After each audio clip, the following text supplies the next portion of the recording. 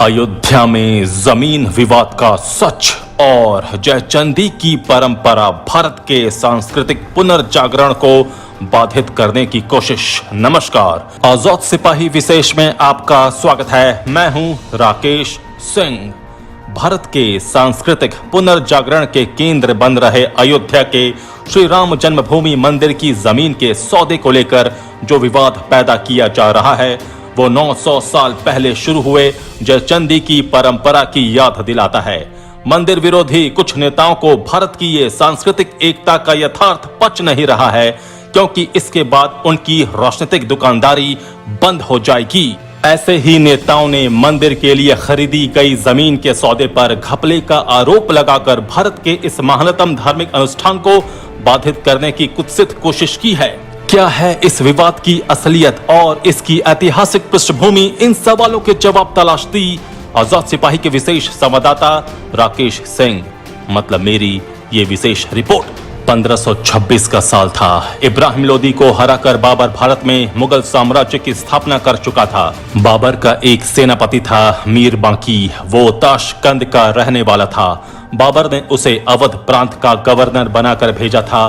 बताया जाता है कि पानीपत की पहली लड़ाई में जीत के बाद बाबर की सेना ने जब अवध का रुख किया तब बाबर आगरा में ही रुक गया। उसने मीर बांकी को कमान सौंप दी थी। कहते हैं बाबर को खुश करने के लिए उसी मीर बांकी ने 1528 में अयोध्या में बाबरी मस्जिद का निर्माण करवाया, जो बाद में इतिहास का सबसे विवादित स्थान बन गया। महाभारत के युद्ध के बाद अयोध्या उजड़ सी गई थी, लेकिन उस दौर में भी श्री राम जन्मभूमि का अस्तित्व सुरक्षित था और लगभग 14वीं सदी तक बरकरार रहा।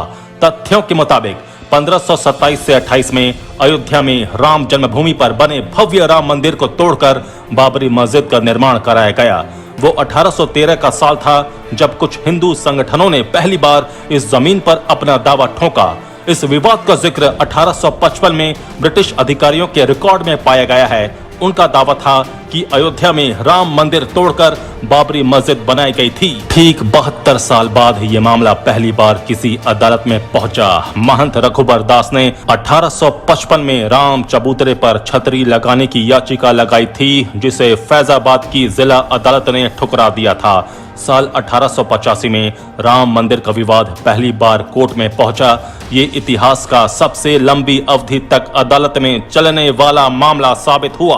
वर्ष 2019, तारीख 9 नवंबर, दिन शनिवार, समय सुबह 10:30 बजे सुप्रीम कोर्ट में Chief Justice Ranjan Gogoi, Justice Sharad Arvind Bobde, Justice Dhananjaya Yashwant Chandrachud, Justice Ashok Bhushan और जस्टिस अब्दुल नजीर पहुंचे। 5 जजों ने बंद लिफाफे में फैसले की कॉपी पर दस्तखत किए और इसके बाद चीफ जस्टिस रंजन गोगोई ने फैसला पढ़ना शुरू किया। फैसला अयोध्या की विवादित जमीन पर राम मंदिर बनने के पक्ष में आया। करीब 491 साल लग गए राम जी को अपनी ही जमीन पर अपने ही मंदिर में विराजने का हक पाने के लिए। इस मामले की सुनवाई 164 साल तक चली। लेकिन अगर इस विवाद की जड़ में जाएं तो एक नाम ऐसा है जो भारत में बहुत सारे विवादों का कारण बना। वो नाम है जयचंद का। बात उन दिनों की है जब राजा पृथ्वीराज चौहान ने अन्य राजपूत राजाओं के साथ मिलकर साल 1191 में मोहम्मद गौरी को तेहरान की पहली लड़ाई में करारी मात दी थी। इस हार को मोहम्मद गौरी पचा नहीं सका और उसने पृथ्वीराज चौहान से इसका बदला लेने की ठान ली। इसी बीच पृथ्वीराज चौहान को राजा जयचंद की बेटी संयुक्ता से प्रेम हो गया। जयचंद इस रिश्ते के खिलाफ था। पृथ्वीराज चौहान संयोगिता को भगाकर अपने साथ ले गए और विवाह रचाया। इसके बाद जयचंद बदले की आग में सुलग रहा था। हर बार करारी शिकस्त खाने के बाद अंततः उसने मोहम्मद गौरी से हाथ मिला लिया। कहते हैं दुश्मन दुश्मन दोस्त बन जाते हैं और वहीं से जयचंद ने गद्दारी की परिभाषा लिख डाली। युद्ध शुरू हुआ और काफी संघर्ष और जयचंद की गद्दारी के कारण इस युद्ध में पृथ्वीराज की हार हो गई। सन 1191 से 92 में पृथ्वीराज चौहान और मोहम्मद गौरी के बीच 18 बार युद्ध हुआ था। आखिरी लड़ाई में गद्दार जयचंद इब्राहिम लोदी से जा मिला था और नतीजतन इस युद्ध में पृथ्वीराज चौहान को हार का सामना करना पड़ा था और फिर गौरी का दिल्ली, कनौज, अजमेर, पंजाब और संपूर्ण भारतवर्ष पर अधिकार हो गया था। यहीं से विदेशी आक्रांताओं को भारत में आने का बल मिला और ये सिलसिला 1947 में जाकर तब समाप्त हुआ जब देश आजाद हुआ। लेकिन जयचंद और उनकी जयचंदी मतलब गद्दारी खत्म नहीं हुई। आज तक ये सिलसिला चल ही रहा है। अब राम मंदिर में एक नया विवाद आया है। इस विवाद को लाया है आपके राज्यसभा सांसद संजय सिंह ने। उन्होंने प्रेस कॉन्फ्रेंस कर कहा कि राम मंदिर की जमीन खरीदने में घोटाला हुआ है और वो घोटाला मात्र 10 मिनट में 2 करोड़ की जमीन को 18.5 करोड़ में खरीदने का है। फटाफट संजय सिंह ने प्रेस कॉन्फ्रेंस बुलाई, कुछ कागज दिखाए और राम मंदिर तीर्थ क्षेत्र ट्रस्ट पर करोड़ों की हेरा फेरी का आरोप मढ़ दिया। एक और शख्स हैं जो सपा के नेता हैं और पूर्व मंत्री हैं, नाम है तेज नारायण पांडे।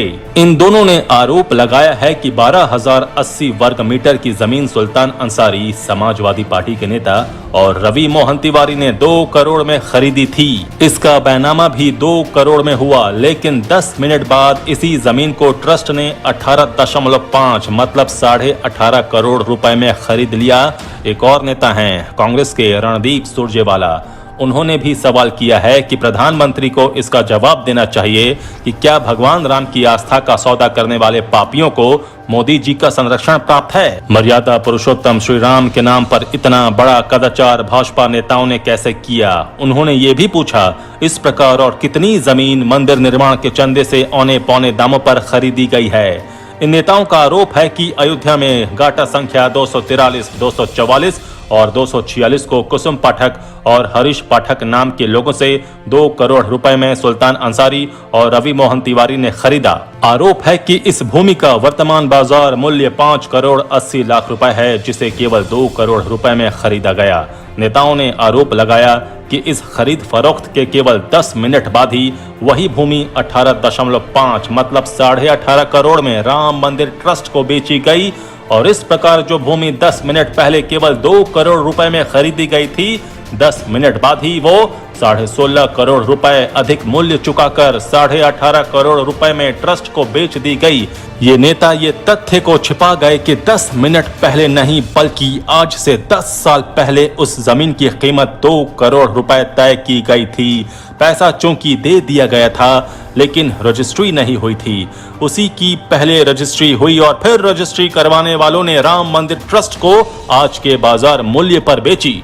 अब ये तो एक पन्ना है, लेकिन अब इस कड़ी का दूसरा पन्ना क्या है ये भी जानने की जरूरत है। अयोध्या के डीएम के अनुसार असलियत यह है कि 2 करोड़ की रजिस्ट्री 10 साल पहले हुए अग्रीमेंट पर आधारित थी, मगर 1.5 साल पहले राम मंदिर के पक्ष में सुप्रीम कोर्ट के फैसले के बाद यहां जमीन के दाम 10 गुना से ज्यादा बढ़ चुके हैं। बाग बिजैसी मोहल्ले में ट्रस्ट की ओर से खरीदा गया भूखंड ठीक उस स्थान पर है जहां नए प्लान में श्री राम जन्मभूमि मंदिर के मॉडल जैसा बन रहे अयोध्या रेलवे स्टेशन का मुख्य द्वार प्रस्तावित है। ये जमीन मंदिर से लगभग 2 किलोमीटर दूर है। इसी के मद्देनजर ट्रस्ट के महासचिव चंपत राय की ओर से ट्रस्टियों समेत शासन और सत्ता के शीर्ष तक मार्केट वैल्यू से तुलना करती हुई एक रिपोर्ट रविवार की देर रात ही भेज दी गई। ट्रस्ट ने ये भी ऐलान किया कि राम मंदिर के विस्तार में चाहे जितनी महंगी जमीन मिलेगी उसे खरीदने से पीछे नहीं हटेंगे। वहीं ट्रस्ट के महासचिव चंपत राय ने इन आरोपों को भ्रामक बताया है। कहा है जो लोग हम पर आरोप लगा रहे हैं उन्होंने हमसे बात करने की जहमत तक नहीं उठाई। सारे आरोप भ्रामक हैं और लोगों को इनके झांसे में आने से बचना चाहिए। उन्होंने आगे कहा 1 स्क्वायर फीट जमीन की कीमत 1423 रुपए है, जो मार्केट वैल्यू से काफी कम है। टैक्स को लेकर कोई गड़बड़ी न हो इसलिए हमने नेट बैंकिंग के जरिए लेन देन किया। विहिप का कहना है कि ये भूमि उक्त क्रेताओं ने मूल विक्रेताओं से काफी समय पहले खरीद ली थी, लेकिन उस समय रजिस्ट्री नहीं हुई थी, केवल अनुबंध किया गया था। उस समय उक्त भूमि की कीमत काफी कम थी, लेकिन चूंकि खरीद उसी समय की कीमत पर हुई थी उसके लिए विक्रेताओं को 2 करोड़ रुपए का ही भुगतान किया गया। तकनीकी तौर पर जब तक ये भूमि इन खरीदारों के नाम पर ट्रांसफर ना हो जाए वे इसे ट्रस्ट को बेच नहीं सकते थे और भूमि का नाम स्थानांतरण भी नहीं हो सकता था। इसलिए पहले ये भूमि मूल खरीदारों से दूसरे खरीदार के नाम पर ट्रांसफर करनी पड़ी और उसके बाद उनके द्वारा इसे राम मंदिर ट्रस्ट को ट्रांसफर किया गया। भूमि की 2 बार खरीद बिक्री करने के पीछे के इस कारण को लोगों के सामने नहीं लाया गया, जिससे ये भ्रम बना कि भूमि की खरीद में भ्रष्टाचार हुआ है। साथ ही चूंकि अब अयोध्या और उसके आसपास की जमीनों की कीमत बढ़ चुकी है और उत्तर प्रदेश सरकार या ट्रस्ट को इन बढ़ी कीमतों पर ही भूमि खरीद करनी पड़ रही है, विक्रेताओं को वर्तमान मूल्य 18.5 करोड़ रुपए दिया गया है। इस पूरे प्रकरण पर समझने की बात यह है कि जिस राम मंदिर को बनने में 491 साल का सफर तय करना पड़ा, जिसे 164 सालों तक कानूनी पेंच से गुजरना पड़ा, वहीं वोट के सौदागर राम मंदिर को बदनाम करने में कोई कसर नहीं छोड़ रहे। न जाने ऐसे कितने और वोट के सौदागर हैं जो राम मंदिर को बनता देखना नहीं चाहते।